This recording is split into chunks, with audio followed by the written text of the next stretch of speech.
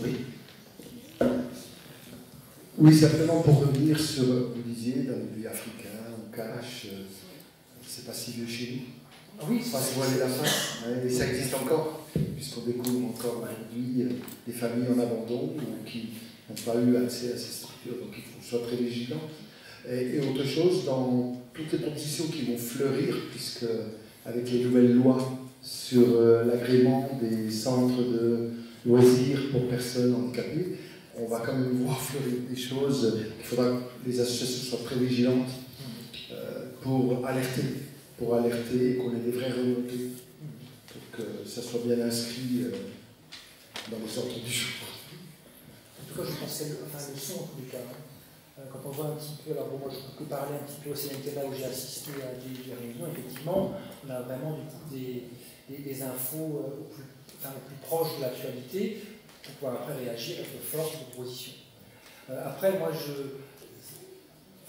ce que je veux aussi vous dire, c'est que pour moi, le tourisme adapté, c'est quand même structuré avant tout à partir du secteur associatif. Et c'est effectivement le secteur de l'animation, du scoutisme, du médico-social qui a été à l'origine et qui est porteur de ce secteur-là et de son évolution. Et aujourd'hui, l'État forcément va intervenir, mais je pense que l'expert, c'est pas l'État. L'expert, c'est vous. L'expert, ce sont des personnes de terrain qui voient comment ça se passe et qui après sont force de proposition par rapport à effectivement des changements qui se profilent. Sur la qualité, puisque le CNLTA est cité depuis un moment, le CNLTA, c'est des associations réunies. Alors je dis ça parce qu'il y a aussi dans le secteur de grosses entreprises privées, lucratives, qui sont elles réunies au sein du COTA, c'est-à-dire un comité d'organisme du tourisme adapté, qui est une autre forme de structuration. On voit bien qu'on a des pratiques différenciées, à savoir que, pour donner un exemple parmi d'autres, mais sur le nombre de vacanciers qu'on envoie en séjour, nous on travaille sur des séjours entre 7 et 15 personnes, là où on voit des organismes mobilisés, alors non pas en termes de demande d'une institution, parce que ça peut arriver que l'institution demande de partir avec 20-25 personnes pour un besoin très spécifique, mais en séjour classique, on voit des groupes de 25 à 40 personnes qu'on emmène sur un lieu de séjour et qu'on laisse là avec le bus qui repart, qui vient une fois par semaine pour une sortie, et débrouillez-vous. Il y a d'autres formes. Alors vous voyez, après la lucrativité, ça va très vite, parce que derrière, tu évoquais la question des coûts. Oui, les séjours peuvent avoir un coût, ont un coût assez important, et je dis souvent, il y a toujours quelqu'un qui paye un séjour. C'est-à-dire, c'est le vacancier, sa famille, ça va être éventuellement les animateurs, qui seront plus ou moins bien payés, ça va être la structure d'hébergement qui va être plus ou moins rémunérée, ça va être l'organisateur qui va être plus ou moins rémunéré, et tout ça fait le coût d'un séjour. Et si on ne vient pas convoquer pour élaborer ces coûts, pour élaborer ce projet, les valeurs qui sont portées par une structure, et on voit bien qu'on peut arriver sur tout et n'importe quoi. Donc c'est autour des valeurs, autour du sens, et c'est cela qu'on cherche à porter, notamment au CNLTA, en organisant, on va dire, un autocontrôle, c'est-à-dire qu'en complément du contrôle de l'État via les BDCS, via les agences régionales de santé, on a du contrôle interne via le CNLTA qui s'organise pour aller visiter les séjours, pour faire remonter des dysfonctionnements, pour aussi souligner des choses quand elles se passent bien. Et je crois que c'est salutaire de continuer à travailler dans cet esprit-là. C'est un bel exemple, effectivement, le coût du bus qui vient qu'une fois par semaine, et ça on l'a aussi déjà raconté. Et après, j'ai réfléchi à ça, et du coup, je pensais à la question du qualité-prix. Qu'est-ce qu'on a comme prestation, pour quel prix? Et là, je me suis dit, ce qui importe, c'est qu'on le sache. Finalement, qu'il y ait le bus qui parte et qui revienne, et qu'il y ait une sortie par semaine, c'est pas un souci, tant que la personne, finalement, qui a payé est au courant que ça se passe comme ça. Et après, effectivement, elle a une prestation, elle a un prix, et puis elle choisit. Elle dit effectivement, là je paye tant et tant pour une sortie, là je paye tant et tant pour 2 sorties, ou une prestation qui va être différente. Et après, ce qui m'importe, c'est effectivement la question de l'info. Tu vois, quel est le contenu du séjour en termes d'activité, de contenu, de prestations, finalement. Et pour aider les gens qui à choisir. Ça, c'est important. Ça, c'est important. Bien, je ne vais pas monopoliser la parole. Non, je voulais revenir aussi quand même sur une grande différence qu'il peut y avoir avec le CNLTA, puis l'organisme dont Vincent Clidio parlait, le COTA. C'est que ce qu'il faut bien comprendre, c'est qu'au CNLTA, il y a non seulement des organismes de vacances adaptées, mais il y a surtout des représentants d'usagers, donc des ADAPI, des gens comme nous, enfin pour la plupart, des gens ici, qui viennent porter la parole des bénéficiaires. Je pense que c'est important. Alors je ne désespère pas à un moment donné qu'il y ait aussi des personnes handicapées intellectuelles qui adhèrent au CNLTA. On parle des gens, a priori on en parle. Je voulais revenir aussi du coup sur l'information, parce qu'il y a quelque chose qui déconne complètement dans les vacances adaptées aujourd'hui. C'est qu'on demande effectivement à la personne de choisir son séjour, mais aujourd'hui, il n'y a aucun catalogue qui est facile à lire et à comprendre. C'est très très bête, hein, mais aujourd'hui, Olivier, tu peux me dire comment tu as choisi ton séjour? Le Quiberon, voilà. Oui. Qu'est-ce qui t'intéresse dans Quiberon? Eh bien, le prix, tout ça, c'est moins cher.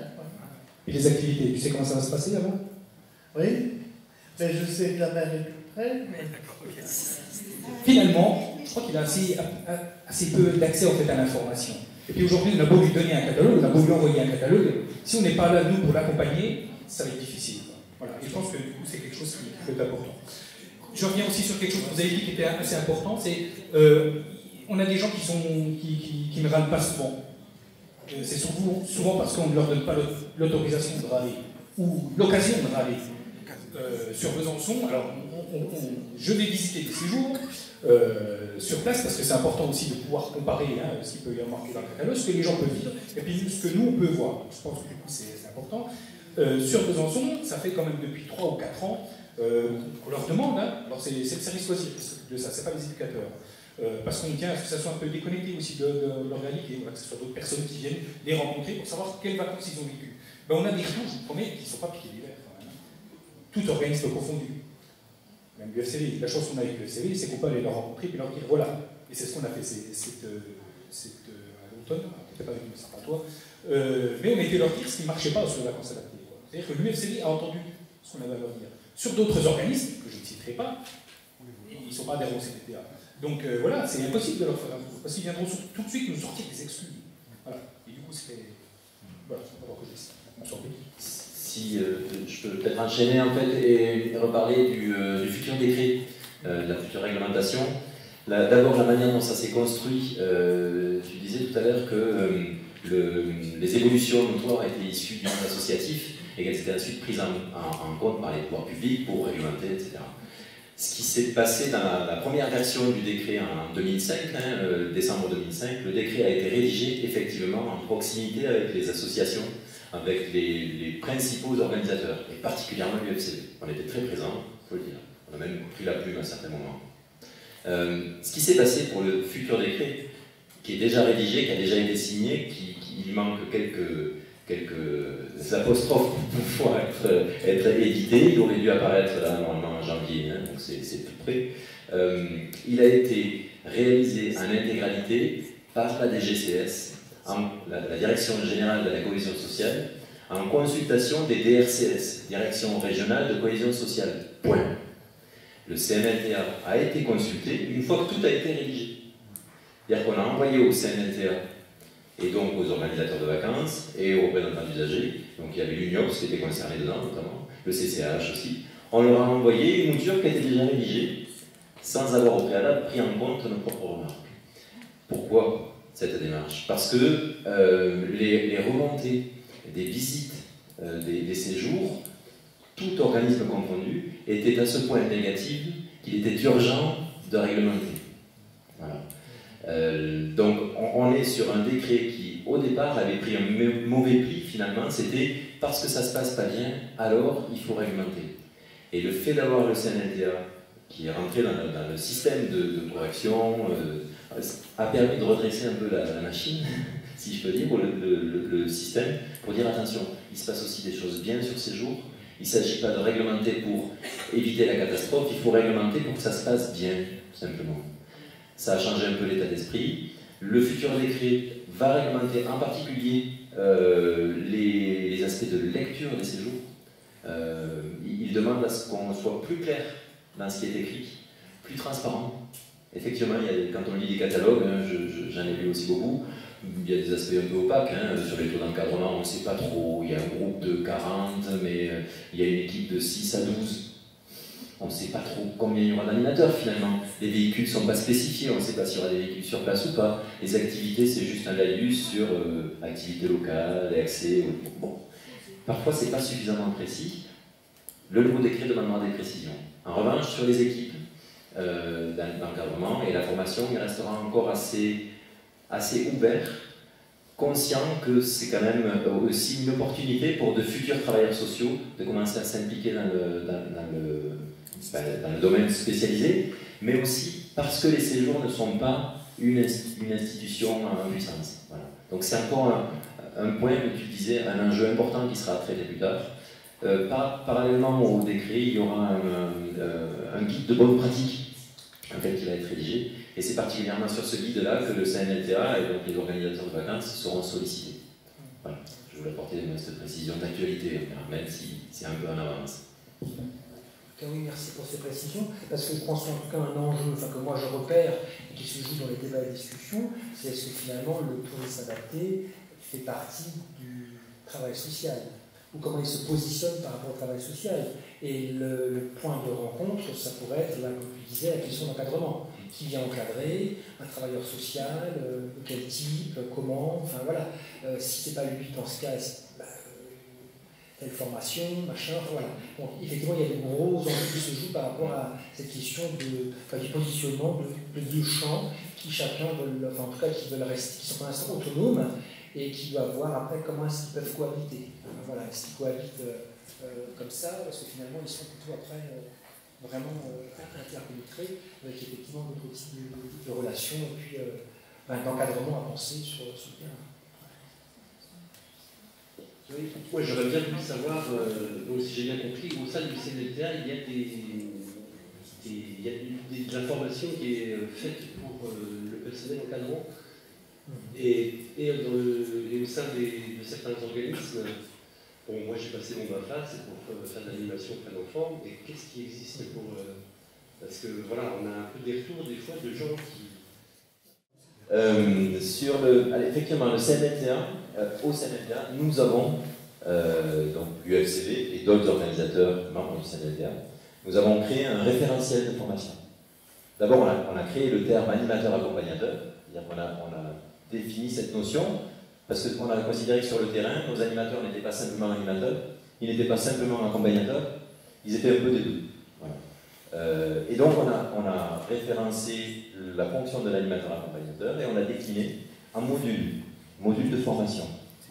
Modules de formation dont c'est saisi l'UFCP et dont on se sert dans nos formations aujourd'hui en région. On a un cursus de formation qui comprend au minimum, alors c'est national, mais ensuite c'est décliné dans les régions à partir de ce minimum. Donc au minimum 2 jours de formation, il y a 8 modules différents. Je parle pour les animateurs novices. Donc 8 modules différents. Et une fois ces 2 jours de formation réalisés, c'est 14 jours de pratique, voilà, avec une évaluation sur cette pratique, ou un suivi. Et finalement, ça s'apparente un petit peu au BAFA, mais on n'invente pas grand-chose. 14 jours sur les 16 jours. Encore une fois, c'est pas une réglementation, c'est une volonté en fait, d'aller de l'avant. C'est-à-dire qu'on est en train de structurer de façon volontaire, en continuité de ce que tu disais, c'est encore le système associatif qui produit.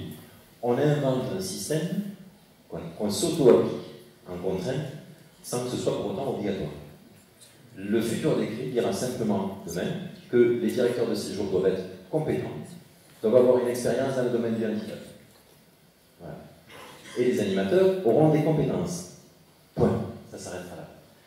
Partant de là, de fait, comme le décret est ouvert, ça veut dire clairement que les organisateurs sont responsables des moyens qu'ils mettent en œuvre pour que leurs équipes soient compétentes. Qui seront les formateurs? Comment? Qui seront les formateurs? Alors, la question ne s'est pas posée au sein de l'INTA, c'est une question qu'on se pose en interne actuellement à l'UFCV. Quelles sont les compétences des formateurs pour faire ces formations? On a dans chaque région des kilos de formateurs très compétents, puisqu'on est nous-mêmes formateurs sur du BAFA, sur la formation professionnelle, dans le domaine social, dans le domaine de l'animation, dans le domaine sanitaire. Et donc on peut utiliser ces compétences, clairement. Mais se pose la question de la validation de ces compétences. Si on veut vraiment créer demain une formation qui soit reconnue, il faut que les formateurs le soient aussi d'une certaine manière.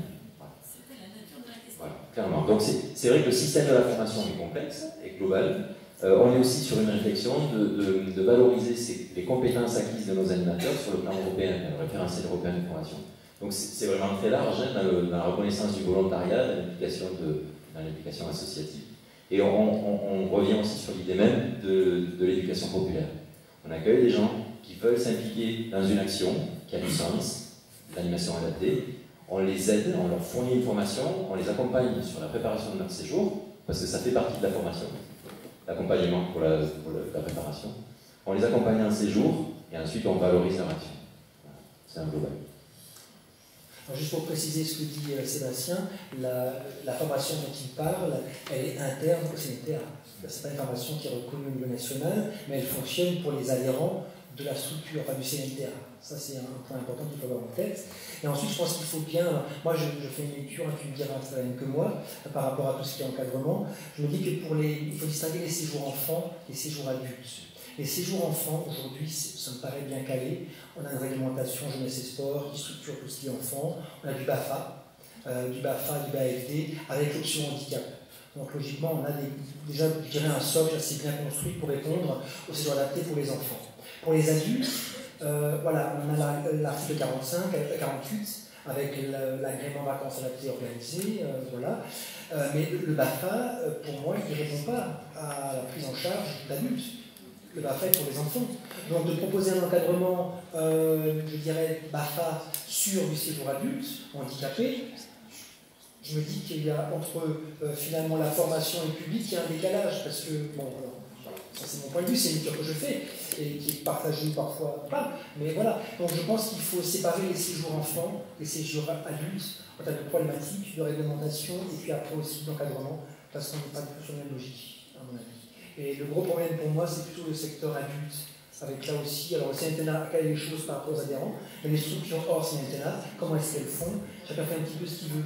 Quand je vois un petit peu les structures, enfin comme Aviation, qui je suis allé voir, ben, eux ils font une formation d'une journée, voilà, où ils s'appuient sur la technique de transfert, parce que ce sont des personnes qui sont motrices, donc ils forment leur encadrant à tout ce qui est transfert, lit, fauteuil, lit, voilà, et tout ce qui est douche, et un petit peu hygiène.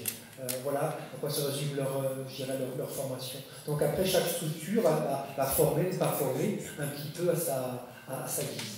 Et je pense que après, ce qui manque, c'est, je dirais, un socle commun en termes d'encadrement pour bien caler les choses en termes de qualité. Parce que toutes les dérives dont vous parliez avant, je pense qu'il y a quand même des dérives qui arrivent, non pas à cause d'eux, mais en tout cas, je pense, qui résultent du fait que l'encadrement, en étant mieux formé, pourrait répondre de manière plus qualitative, appropriée, plus précise à des problèmes qui du coup ne se poseraient pas. Et là, je pense que la formation, c'est un des clés pour garantir la qualité des séjours. Ce qui m'interpelle aujourd'hui, c'est dans l'évolution de la législation, c'est que demain, on va s'adresser aux organismes et le diplôme qui sera exigé, c'est EduxP, éducateur spécialisé. Et ça sera... Non mais je vous le dis, c'est exactement ça qui se positionne aujourd'hui, on verra. Mais vous verrez que... C'est pour ça que j'interpelle les parents là-dessus en disant que le tourisme, ça doit casser un petit peu tout ce qui se vit dans les institutions et qu'on doit être sûr de propositions d'autres choses. Donc avoir un peu d'autonomie, c'est sûr que le qualitatif il doit être là, mais on doit avoir un peu d'autonomie aussi dans les propositions qu'on fait. Parce que si tout doit être encadré par de la qualité, j'ai peur qu'on sorte un petit peu et qu'on fasse la continuité des établissements. Voilà, c'est exactement ça. Et au niveau adulte, aujourd'hui, on est quand même là-dessus en disant le taux d'encadrement, la qualité de l'encadrement et compagnie. Et je vois beaucoup de parents qui s'engouffrent un petit peu là-dessus pour regarder sur les catalogues qu'est-ce qui est proposé, combien de personnes d'encadrement et compagnie. Moi, j'ai envoyé ma fille il y a 30 ans, le taux d'encadrement, il était une personne peut-être pour 10 personnes, mais bon, ils partaient en vacances avec tous les risques que ça pose, mais c'est tout en chacun qui court des risques aussi quand il part en vacances. C'est pas que nous, les personnes handicapées. Là, je suis d'accord avec vous sur la fin de votre question, enfin la fin de votre remarque. En effet, par contre, le problème qui se pose, c'est la question, et on en parlait ce matin en venant, c'est la question de la judiciarisation de la société, où ça se passe toujours bien, jusqu'au jour où il y a un problème. Et là, ça commence à voilà.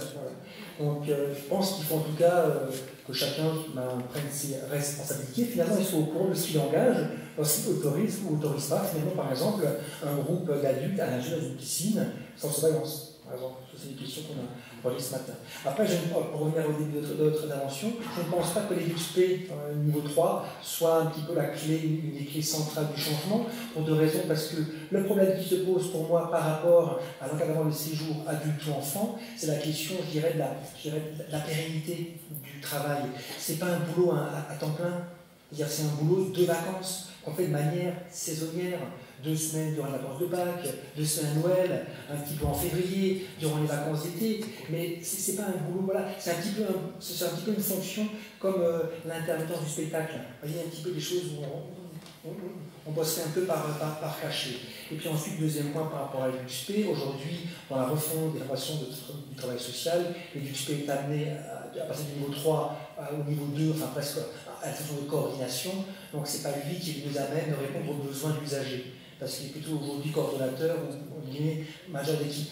Ça peut peut-être de l'AMP, du moniteur éducateur, qui serait peut-être plus à même de répondre aux questions d'accompagnement, comme tu parlais au quotidien, accompagnement ou animation. Mais moi, je pense qu'il faut séparer les deux.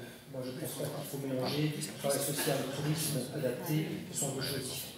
Mais ça ne regarde que moi, d'un point de vue justement personnel. Oui, vous avez raison, les politiques aussi prennent leurs responsabilités, parce qu'on n'a pas perçu, y compris dans les échanges avec les fonctionnaires des services de l'État, de velléité de vouloir professionnaliser ce secteur. C'est-à-dire qu'il y a tout de même une reconnaissance, et je veux dire que malheureusement l'actualité nous invite aussi à considérer que les espaces d'engagement sont quand même de formidables lieux de formation. Quand on parle d'éducation civique, d'éducation à la citoyenneté, je veux dire, si encadrer un séjour quand on a 18 ans, 17 ans, c'est pas de l'éducation à la citoyenneté, si faire de l'animation en centre de loisirs, en centre de vacances, c'est pas de l'éducation à la citoyenneté, où on se coltine à du conflit, où on se coltine à des vacanciers qui ne sont pas contents, qui ne sont pas d'accord, qui sont peut-être chiants, avec des collègues qui sont parfois énervants, etc. Je crois que c'est aussi un formidable apprentissage du fait de vivre ensemble, de travailler en équipe et de se coltiner à des réalités qui ne sont pas faciles, qui sont celles de la vie, tout simplement. Donc on a quand même cette forme de prise de conscience qui revient. Et puis, on a aussi, je vous dis, des fonctionnaires de l'État qui sont assez sensibles à la nécessité de promouvoir ces vacances dans un espace qui est autre. Et un éducateur spécialisé, comme un animateur, comme un jeune, il y a toujours un moment où il débute. Moi, je le dis souvent, même pour les animateurs ou pour les formateurs, il y a toujours un moment où ils vont se retrouver seuls face à un groupe. Et il y a toujours un moment où ils vont dire ou faire une ânerie.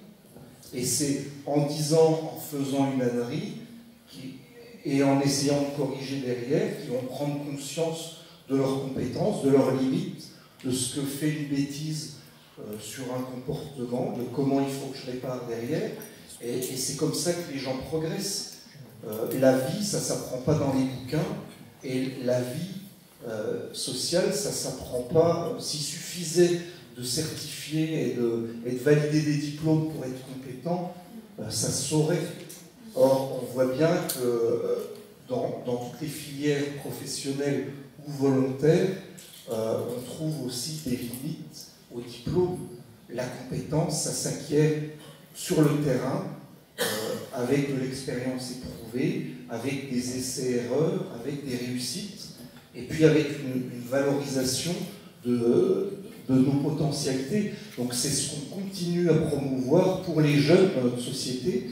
Et alors je voudrais revenir à ce qui a été évoqué ce matin, où les jeunes sont de plus en plus jeunes, et on l'entend aussi des fois chez nous, chez les formateurs BAFA, et je dis parfois un jeune qui passe son BAFA, il a toujours 17 ans, ils ne sont pas de plus en plus jeunes, c'est nous qui sommes de plus en plus vieux.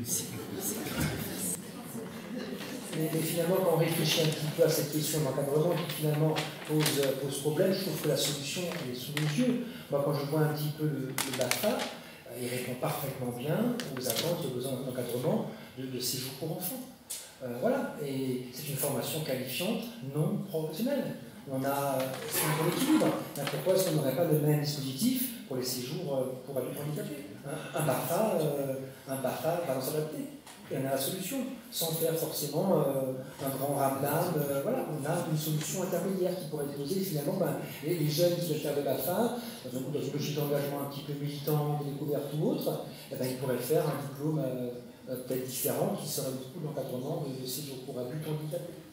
Et on a une solution. Pour l'instant, je pense qu'on n'y est pas encore, mais je me dis qu'on a encore un step à franchir et une carte à jouer. Donc c'est pas si mal, hein. Il faut qu'on avance petit à petit, on réfléchit. Et, vous savez, je pense qu'on n'est pas encore mûr. Je pense qu'on n'est pas encore prêt par rapport à ça. Et quand on sera prêt, peut-être que dans 5 ans on se reverra, on fera le point et peut-être qu'on aura un petit peu cette case de l'encadrement qui sera rempli par l'incarnation qui BAFA. On verra. Bonjour, je suis Monique, éducatrice en foyer d'hébergement d'adultes salariés, et je pensais à nos adultes qui vieillissent comme tout le monde, et qui arrivent à avoir du travail à temps libéré, ou qui arrivent à la retraite. Et évidemment, à la retraite, il n'y a rien du tout. Donc nous gardons vers nous nos jeunes retraités, qui deviennent aussi des retraités depuis 6 ans, 7 ans, 8 ans. Et qu'est-ce qu'on propose à ces gens en vacances, pour partir en vacances? Parce que quand on a un rythme de retraité, on n'a plus le rythme d'un salarié, et on n'a plus vraiment les mêmes besoins non plus d'un salarié, ni les mêmes types de loisirs. Et actuellement, c'est compliqué de faire partir une personne de 64, 65 ans en organisme de vacances, parce que ça s'est passé l'année dernière, une personne a dit j'y ai fait bien, mais j'ai plus ce rythme-là de vie. La personne, elle me disait, moi, tu sais, l'après-midi, ma sieste, mon apéro, ma pétanque, ça me va très bien. Voilà, et bon, alors ça se fait aussi, hein. Mais voilà, il y a des rythmes qu'ils n'ont plus. Et les envoyer en vacances, des fois, ils rentrent épuisés de leurs vacances, parce que le rythme est trop forcé, parce que, voilà, c'est un groupe, il faut s'adapter. Et je pense qu'il va falloir y réfléchir sérieusement, parce que nous, on n'a pas anticipé sérieusement aussi dans nos institutions ce vieillissement. Et il va falloir l'anticiper aussi pour plus tard dans les activités et vacances. Mais je crois que le problème il est récurrent, c'est-à-dire que chaque fois, les réponses comme ça, qui sont nouvelles, elles sont pas anticipées. Et c'est chaque fois qu'on est confronté au problème que finalement on se dit qu'est-ce qu'on fait maintenant de personnes handicapées dans le foyer. Et on sait pertinemment que les personnes avec les travailleurs handicapés, ils prennent comme nous chaque année 1 an, et qu'ils ont 50 ans cette année, et que dans 10 ans ils sont à la retraite. On le sait, c'est mathématique. Mais personne n'a pensé, n'a anticipé à créer des structures pour les accueillir. Donc je sais pas, dès que le problème se pose, on est sur une réponse à flux tendu, on répond un petit peu au fur et à mesure. Aujourd'hui, moi je n'ai pas connaissance de séjours adaptés qui prennent en compte les personnes handicapées vieillissantes. Je n'en ai pas connaissance. Mais je pense que ça va arriver, parce qu'effectivement, du coup, chaque année, le public en demande, il grandit. De plus en plus, on va le prendre en compte. Vous avez raison. Ça va plus loin que ça. C'est qu'aujourd'hui, ils arrivent en retraite, ils sont en foyer. Ils n'ont plus de statut de... Oui, c'est ça. Ils retournent aux familles. Ils retournent aux familles. On est plus handicapés après. Voilà. Donc ils sont plus handicapés, ou ils retournent dans les familles, où ils sont largués, ils vont dans un appartement. Alors des gens qui n'ont jamais été en appartement ont été toujours dans un milieu assez protégé, comme un foyer de travailleurs.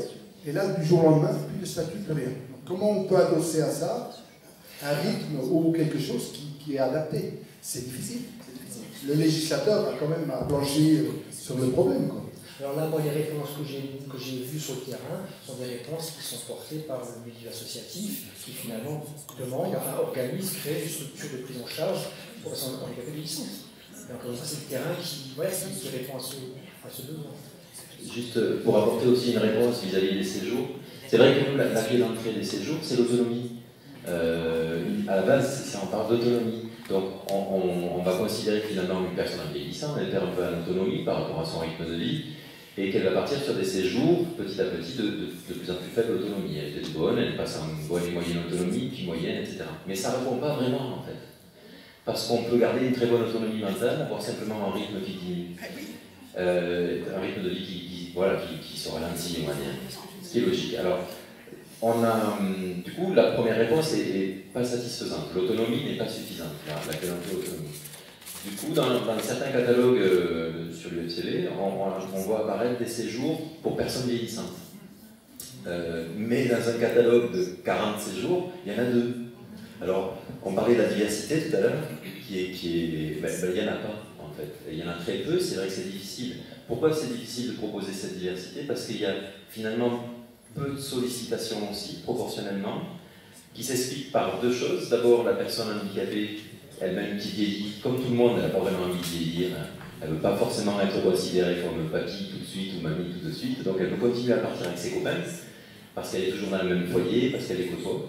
L'autre difficulté, c'est quelquefois, ces personnes à 60 ans, elles partent dans des EHPAD, quand elles sont de bonne autonomie, et du coup, dans ces EHPAD, il n'y a pas de relais sur le service vacances. Elles se retrouvent isolées dans un EHPAD au milieu d'autres personnes, et elles n'ont pas la possibilité de retrouver leurs habitudes, vacances, etc. Il n'y a pas d'effort qui est fait, donc elles ne partent plus, tout simplement. Donc on ne les retrouve plus vraiment.